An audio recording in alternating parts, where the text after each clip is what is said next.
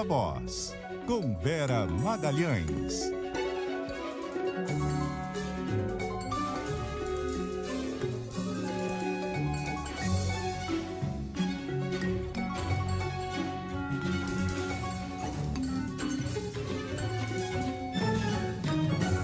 Vera Magalhães, boa tarde, Vera. Boa tarde, Nadédia. Boa tarde, ouvintes, espectadores. Você está voltando de férias hoje, Nadédia? Eu tô. A primeira vez que eu interajo com você com um novo cabelo. Está belíssima. A gente ainda não tinha interagido este ano, verdade. Que dia, hein, para voltar de férias? Segunda de carnaval? Pois é, cheguei aqui, estava acontecendo uma guerra e a gente tá envolvido, né, Vera? O presidente Bolsonaro já arrumou um jeito de botar a gente no meio do problema. Exatamente, Nadédia. Ele arrumou um jeito de botar a gente dentro do problema antes mesmo da eclosão da guerra ao ir até Moscou, né? E nesse fim de semana o presidente se manifestou de novo a esse respeito. Tinha falado já na live da quinta-feira, ainda sem se posicionar contra ou a favor do conflito na Ucrânia, ou do lado russo ou do lado ucraniano. E na coletiva desse fim de semana manteve essa mesma estratégia, né? Ele disse que o Brasil tem de se manter neutro e que não deve tomar partido na guerra. Mas todo o resto que ele falou, na verdade, mostra uma tendência a tomar partido da Rússia, né? Ele diz que a Ucrânia tem muitas afinidades culturais e históricas com a Rússia, que as regiões separatistas ucranianas teriam legitimidade ao desejar se separar e aí, de alguma maneira, justificou a intervenção russa para ajudar essas regiões separatistas.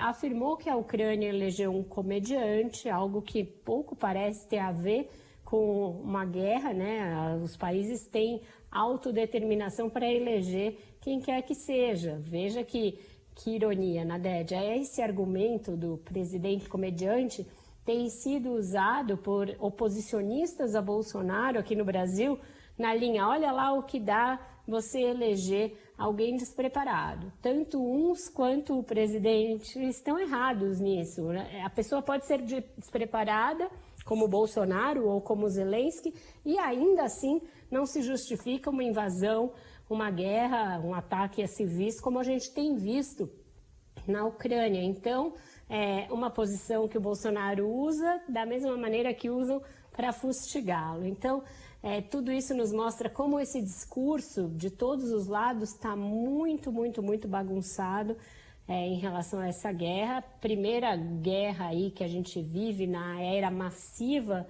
digital das redes sociais, então tem muito falatório, muita gente com conceitos bastante distorcidos a respeito. E o presidente brasileiro insistindo na posição de não tomar posição, dizendo que o Brasil trabalhou para retirar a palavra condenação do texto das Nações Unidas na semana passada. Hoje tem essa reunião que a Natasha está dizendo, a gente vai ver como vai ser a posição do Brasil, mas segue em cima do muro, e em cima do muro que está sendo lido no mundo como apoio à Rússia. A imprensa oficial russa, por exemplo, enalteceu a posição de Bolsonaro e o restante do mundo, a imprensa dos países da Europa, condenou, criticou essa posição, entre muitas aspas, neutra do Brasil, que vem sendo defendida pelo presidente. Sem dúvida. E claro que com esse contexto todo, o que mais nos toca, nós dizendo o mundo todo, é a situação da crise humanitária que implica essa guerra, e o Brasil teve um espaço importante para, enfim, um espaço público de debate mesmo, para contribuir a respeito dos direitos humanos, e o mundo todo está voltado para essa questão em relação à guerra que está acontecendo, e não contribuímos, né, com esse debate, com essa conversa, Vera. Exatamente, Nadégia. A ministra da Mulher, da Família e dos Direitos Humanos, Damares Alves, está em Genebra para uma reunião justamente do Comitê, do Conselho de Direitos Humanos da ONU.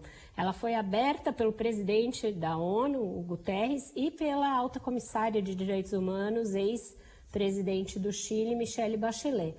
E a Damares não só não estava presente na abertura, quando a Bachelet e o Guterres falaram com muita consternação, muita preocupação a respeito das violações de direitos humanos na Ucrânia, como na sua fala, Damares procurou falar só de assuntos internos, enaltecer programas do governo Jair Bolsonaro, negar que a gente esteja desmantelando a nossa iniciativa interna de combate à tortura, que é algo que a ONU já denunciou por meio dos seus peritos em vários relatórios, e ela negou que isso esteja acontecendo.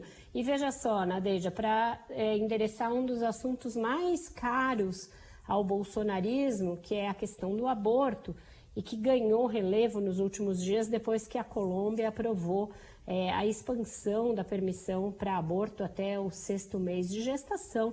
Então, Damares foi até o Genebra, até o Conselho da ONU, para fazer ali uma peroração anti-aborto, no momento em que o mundo vive uma guerra, em que a gente já tem uma crise de refugiados começando, com as famílias que vão deixando a Ucrânia, e também uma série de violações a direitos humanos contra aqueles civis que permanecem na Ucrânia, e a gente tem visto aí matérias, imagens de crianças sendo atingidas, de asilos sendo atingidos. Ela fez só uma menção muito breve, muito genérica à guerra, dizendo que o Brasil deseja a paz em todo o mundo e sem falar nada especificamente sobre essas violações que ocorrem em Kiev e nas outras cidades da Ucrânia. Nadédia. Prioridades, né, Vera? Fico imaginando lá os outros representantes de direitos humanos de outros países vendo, tipo, por que isso agora, né?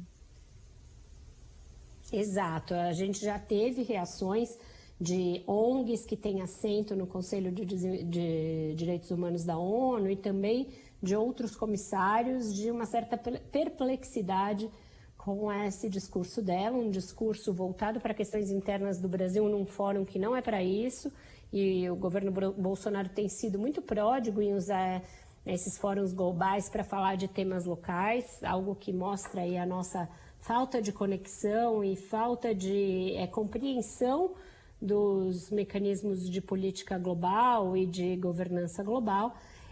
E a gente já teve essas críticas já pipocando depois da fala dela, que foi uma fala muito curta e, como eu disse, ela nem participou do momento de abertura, que foi aquele em que o tema da Ucrânia esteve mais presente, mas também outros países, todos os outros ministros, comissários, aqueles que não cancelaram a ida, porque muitos países europeus cancelaram em razão da emergência na Ucrânia, alguns deles estão recebendo refugiados, etc. Aqueles que estiveram lá falaram abertamente sobre a questão da Ucrânia e sempre condenando a ação russa em solo ucraniano.